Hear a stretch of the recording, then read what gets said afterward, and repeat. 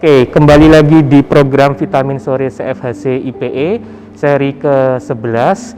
Kali ini kita menghadirkan narasumber yang luar biasa, Dekan Fakultas Kedokteran Kesehatan Masyarakat dan Keperawatan UGM, Profesor Dr. Ova Emilia MD, PhD SPOG.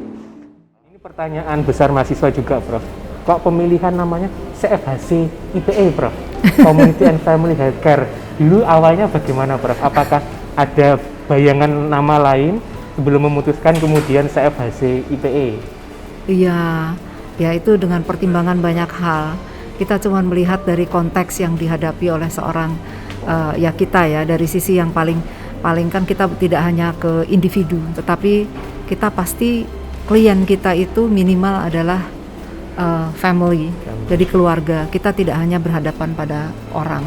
Jadi itu yang difikirkan, sehingga nakes harus berpikir tentang bukan hanya servis terhadap individu. Boleh diceritakan sedikit, Prof, dulu waktu menggagas CFHC IPE tentu kan ada prosesnya gitu, sebelum akhirnya diaplikasikan pertama kali untuk angkatan 2013. Mungkin proses panjangnya siapa saja dulu mungkin yang Prof Ova libatkan, atau kemudian bagaimana Prof Ova untuk kemudian menggaungkan ide ini sehingga bisa diwujudkan sampai seperti sekarang, Prof? Iya, sebetulnya teman-teman yang dulu pernah mendapatkan pengalaman tentang CCHC ataupun K3M itu adalah core timnya, yang terus kemudian membuat suatu bentuk exposure atau proses pembelajaran yang terstruktur sejak awal.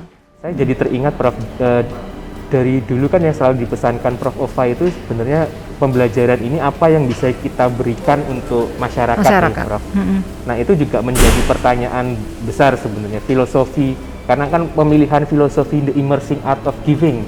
Nah, mungkin bisa dijelaskan, Prof, tentang immersing art of giving. Iya, sebetulnya kan namanya giving itu macam-macam. Memberikan senyum pun itu adalah giving, ya. Jadi memberikan kenyamanan bagi orang lain. Nah, itu yang harus dipahami dan dimasukkan di dalam insight seorang nakes, ya.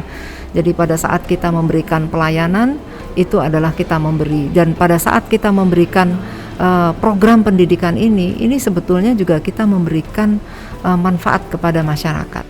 Mungkin ada catatan-catatan khusus, Prof, mungkin yang diamati perkembangan CFHC ini kan benar-benar bayinya Prof Ova yang sudah mulai besar, ya. Besar. Iya, saya mengharapkan bahwa manfaat yang dirasakan oleh masyarakat itu betul-betul dapat kita ukur, dan saya kira itu menjadi kebanggaan. Ini kan kemarin mungkin kan masih kita juga melakukan penataan segala macam. Dapat diukur tuh maksudnya gini, bila di suatu komunitas misalnya memang ada masalah tertentu, misalnya masalah penyakit tertentu, dan dengan hadirnya mahasiswa ini terus kemudian dapat memberikan bantuan yang lebih untuk itu adalah sesuatu yang tidak bisa dinilai, ya, kepuasannya, baik bagi mahasiswa tersebut ataupun bagi institusi.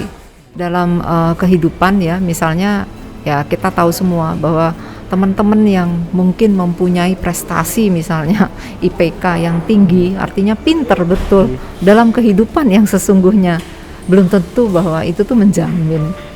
Jadi kemampuan orang itu sensitif, bagaimana dia bereaksi dengan baik, kemudian bersikap sangat konstruktif, itu yang menjadikan orang itu menjadi pemenang-pemenang di dalam kehidupannya. Kemampuan bernegosiasi, strategic thinking, seperti dan itu ada semua mestinya di dalam CFHC. Negosiasi jadwal, negosiasi apa, kan itu semua selalu ada. Ya, artinya mereka harus bersepakat dengan temannya sendiri, itu juga menjadi suatu pembelajaran yang baik, ya, Prof. Ya.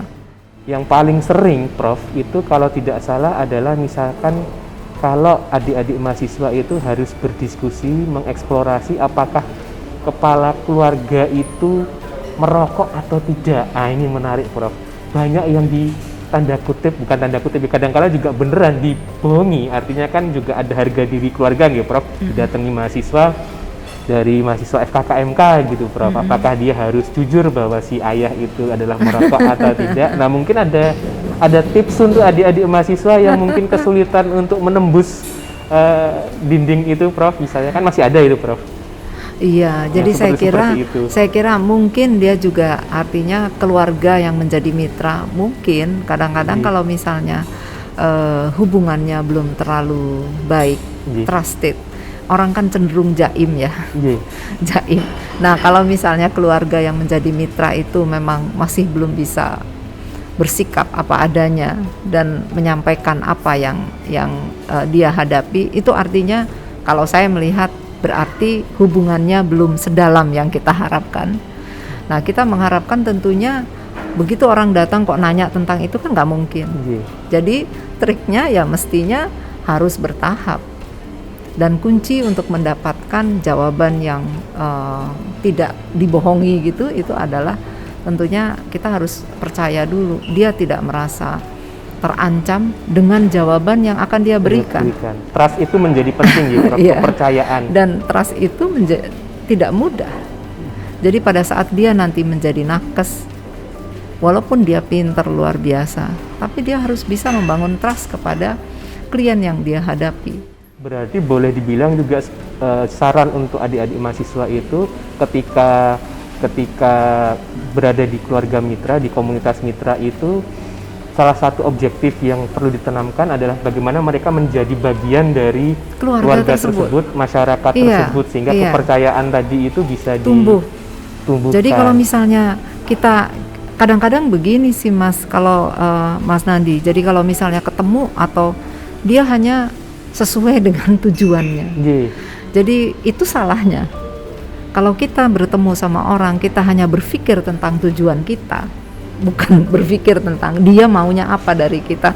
Ini kan yang terus akhirnya tidak match. Nah, mestinya kalau kayak gitu dengan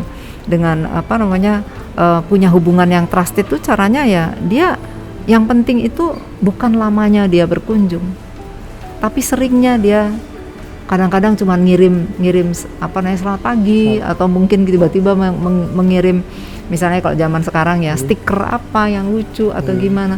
Tapi hal-hal seperti itu terus yang akhirnya membuat orang itu lucu, bisa dekat gitu ya. Baik, mungkin sebelum diakhiri, kira-kira Prof. Ova ada pesan-pesan mungkin, karena sebentar lagi itu kan 2045 itu harusnya adik-adik mahasiswa yang sekarang ini yang akan jadi menggantikan pemimpin kita ya? Sebagai mereka yang men-take over sistem kesehatan Indonesia di masa depan. Mungkin ada pesan-pesan, Prof? Kan kita sudah sekarang itu membekali mereka dengan bagaimana pinter-pinter di masyarakat, di keluarga, sehingga harapannya nanti seperti apa, Prof? Iya, harapannya mereka kalau menjadi nakes ya profesi yang dapat bekerja sama dan harus melihat konteks itu secara real, sensitif terhadap problem yang dihadapi di konteks yang dia hadapi. Nah, itu harapan kami. Dan yang lain adalah dia mampu bekerja sama dengan siapapun ya yang dibutuhkan, sehingga dia bisa menjadi orang-orang yang memang menjadi penerus terobosan untuk inovasi-inovasi ke depan.